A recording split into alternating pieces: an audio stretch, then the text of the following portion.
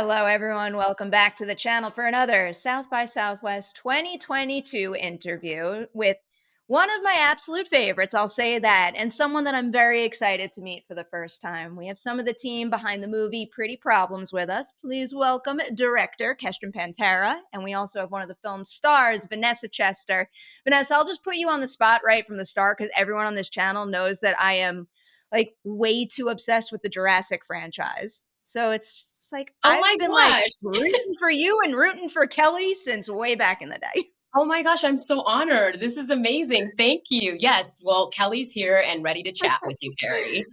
Kestrin, I have to make you blush now. Like, you are hands down one of my favorite South by Southwest interviews of all time. And following your movie through to actual release was like one of the greatest joys and a bright spot in the pandemic. So I'm so happy to be back here celebrating another one with you. Thank you. That was an ugly cry sound. Thank you. I bought it. All right.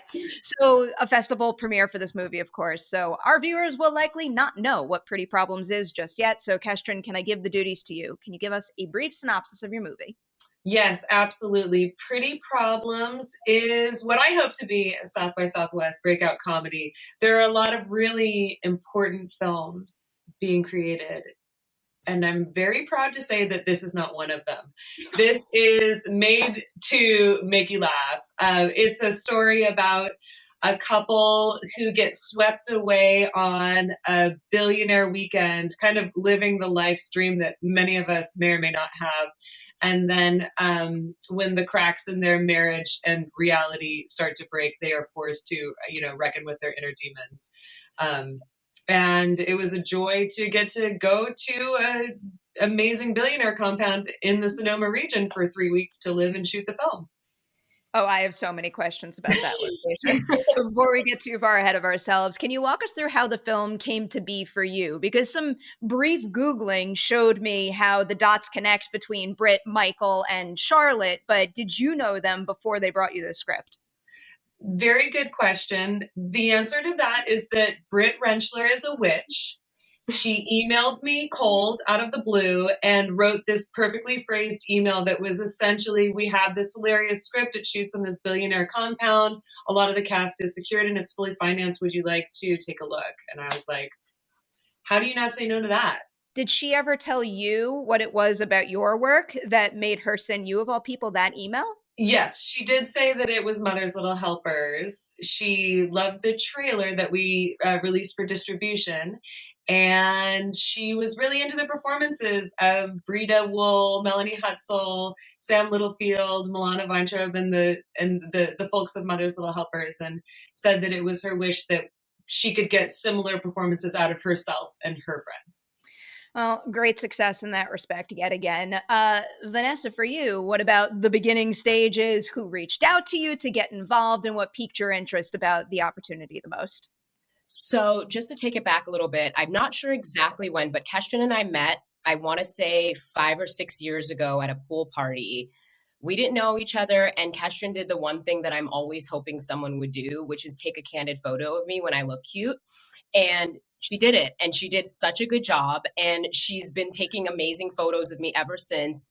And as we became better friends, I just started realizing, like, oh my gosh, this woman is an absolute genius. Like, I love the way her mind works. I love the way she sees the world and then the way she executes what she sees. So she hit me up and was like, hey, I'm doing this film and it's going to be on this billionaire's compound and like JJ's going. And I was like, well, first of all, my friends are there. So like, I haven't seen Friends in forever. I read the script and I was like, wait, stop. We did like a fun little Zoom where she just had me like play around a bit. And it was just even thinking back to that Zoom, it was so much fun. I was like, oh, wait, this is visceral joy going through my brain, like my veins right now. It was just, we just played. And then she hit me up a couple days later and was like, hey, they really liked what you did. And I was like, they did? And then I ended up in the film. I love that so much. So it doesn't surprise me to hear that it's a whole bunch of friends getting together and making a movie because I get that vibe from both films and I kind of love it. So time to make Kestrin blush even more. Vanessa, for you, when you hit the set that she's at the helm of, what is something that she does to kind of set the tone and create a great environment that you appreciated and wish you saw on more sets out there?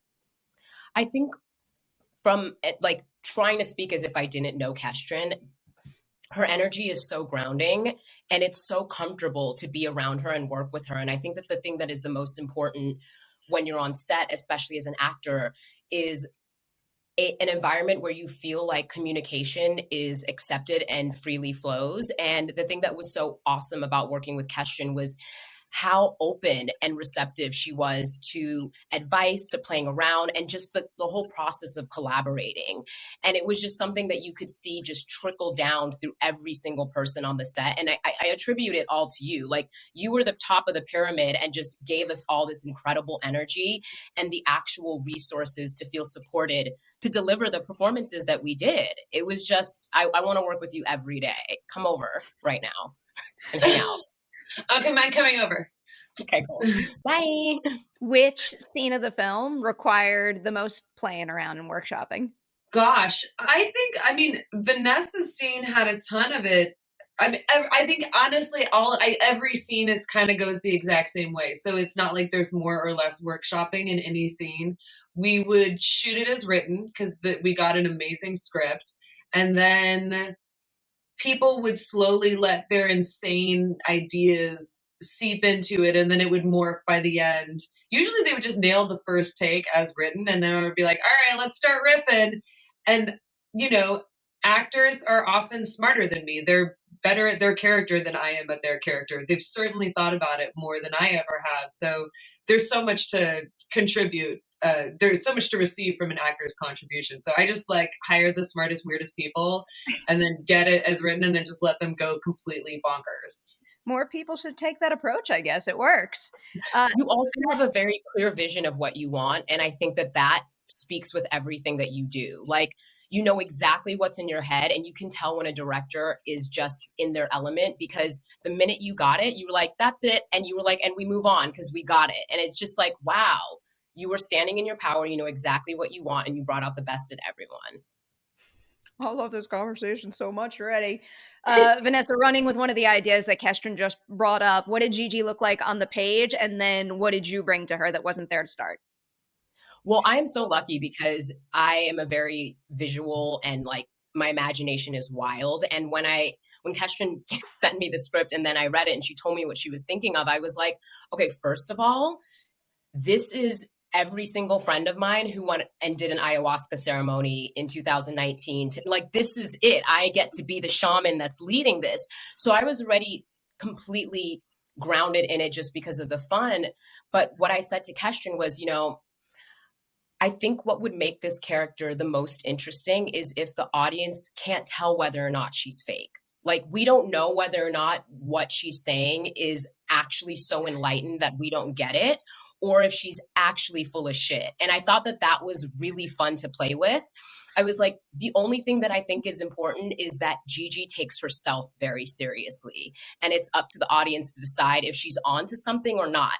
And after watching it, I'm still not sure. I don't know which way she goes.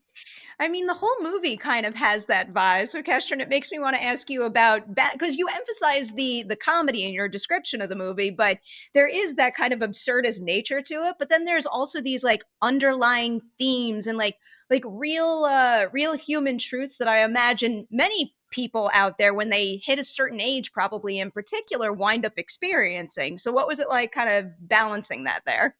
You're basically asking, like, what's it like to direct a movie that's like equal parts American Pie and scenes from a marriage or like Marriage Story. There is a really raw relationship rift that's happening between the two protagonists of this film. And they do ask some really honest, vulnerable questions. And they do have some very authentic, genuine fights that I think anyone who's been in a relationship can identify with. Like, it gets ugly, it gets weird. And it does tie into the concept of abundance versus lack, right? Like, we all have an awareness of what it is like to have more than someone else. No matter who you are or what you have, you know what it's like to have more than someone else. And you also know exactly what it's like to have far less than another. So for me, it was about finding that like ookiness that you get when you're like bigger, when you feel like guilty for having more than someone else. And also the ookiness of like, I'm not enough here and I can't measure up to these people. So I'm kind of like trying to prove myself, and then just shine a light on that disgusting ookiness, and then just forgive us all and release us all from it. Like, you're fine. You're normal. I feel like I'm going to repeat disgusting ookiness somewhere. Yeah, I was like, Uki's a vibe. I want to do that. I'll take that. I want to normalize Uki for 2022. I will get behind that campaign. So, Kestrin, here, I guess this is kind of like a less is more question here, but I know you've done this on a short film or two, maybe, but what is it like solely focusing on directing this film and not acting in it as well? Do, I guess, like new or different tools or techniques become available to you when you're only wearing the one hat?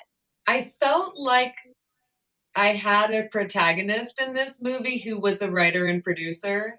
And I remember at one point, I almost felt like I became him. Like our like avatar tails like intertwined, like our navels, like our tail. You know what I mean? When like the mind meld avatar tails are like a Vulcan mind meld. So I felt like I just transferred my experience starring in a movie and directing it onto my protagonist, Michael, and tried to protect him from all the traps that I had learned when I was on camera and directing.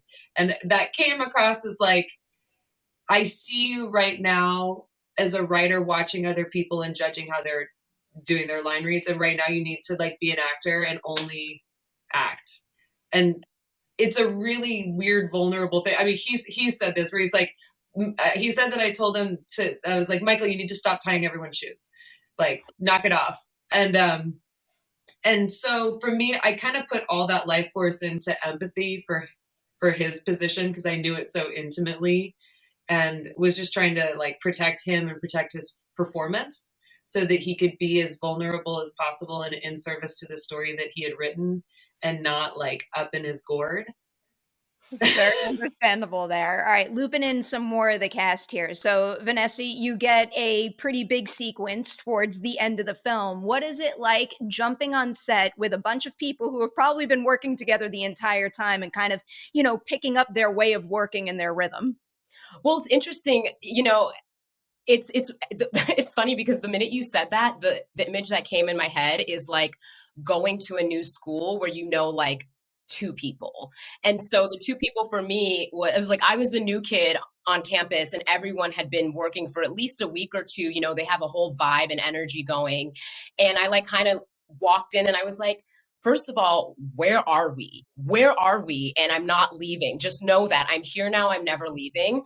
And I was just a little nervous. I don't think I'm ever not going to be nervous. And I think that's why I continue doing this. But Kestrin and JJ, Kat, who plays Kat, I'd known them forever. So I got on set and was just like, oh my gosh, my friends. So I'm immediately comfortable. And then I've never said this to you, Kestrin, but maybe it's because you're a mama, but you have like this incredible ability to take care of everyone. Like I felt very taken care of. The fact that you just said, like you were talking about telling Michael, like stop tying everyone's shoes. You literally tie and Velcro everyone. And so, you know, I brought it back to the 80s, like Velcro shoes, but it's like, it's one of those things where I jumped on set and I felt so supported. And it was one of those things where whenever, you know, we try out for something as an actor, they're like, have fun, play with it. And it's like, what are you talking about? Like, this is my job. I care about this. Let's take it seriously. And this is one of the first projects where I was like, oh, like I knew what I was doing, but that wasn't work. That was all fun. Like I stepped into a new situation and felt like I was just late and everyone was expecting me because it was that welcoming. When Vanessa showed up, I will to your what it was it like on Vanessa's first day as an outside observer, I did notice that we were having a pool party and she jumped right into the pool. It whatever nerve she was feeling, like energetically, she was like a one cannonball like into just the vibe of everyone. I was literally like, oh, snap, I'm late for the party. Let me get a drink real quick. Like, one of those things. I was like, oh, snap, I'm late for the party. I'm definitely filming tomorrow. But like, we're in the jacuzzi right now. So that's important. When you've got a shooting location like that, I 100% understand like getting into that vibe ASAP. All right, Kestrin, how about the Reframe Stamp. Can you give our viewership a little bit of a 101 on how you get one and then why it was important for you to have one on this film? The Reframe Stamp is something that is awarded by the Sundance Institute and Women in Film in partnership with IMDb that recognizes films that have gender parity above and below the line. So that means for our film, it was that every department head was a woman, over 50% of all of our cast and crew were women in POC. And that, for me, it was great to be recognized for that officially, but my last movie was exactly the same. I kind of always have female department heads, not because I'm necessarily trying to. It's just that's who kind of emerged at the right time in the right place for the right position. So there were a lot of moments where we would be on set and people would be looking around with awe and gratitude, being like, look at all these women behind the camera. And I was like, duh, like this is what we do every single time. Like we should really give guys a shot. Like, we should create some opportunities. No, I'm just kidding.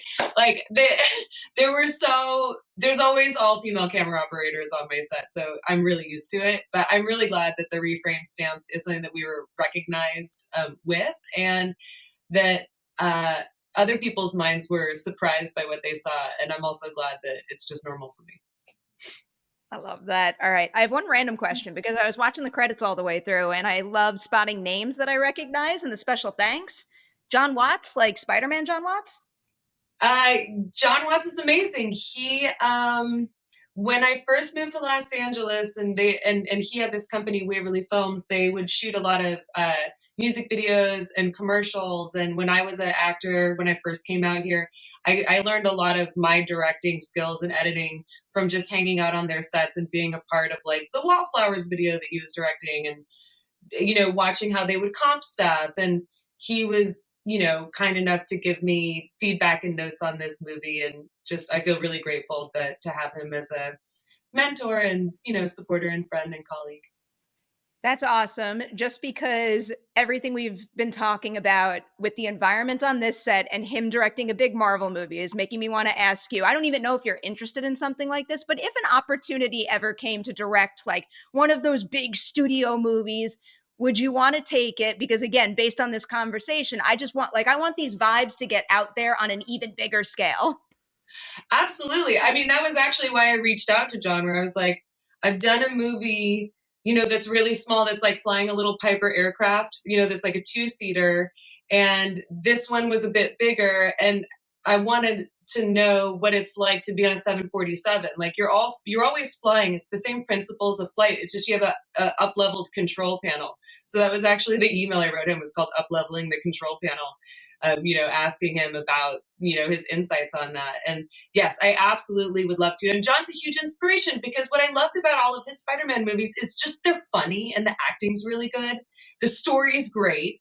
But he's really got the foundational elements of like a killer story and just amazing, totally hilarious joy in his actors' performances. And that's exactly what I want to do. I would love to direct something for Marvel Studios, for Disney. I actually do have my heart set on, in some iteration, the live action reboot of the Aristocats for Disney. That would be my life's dream.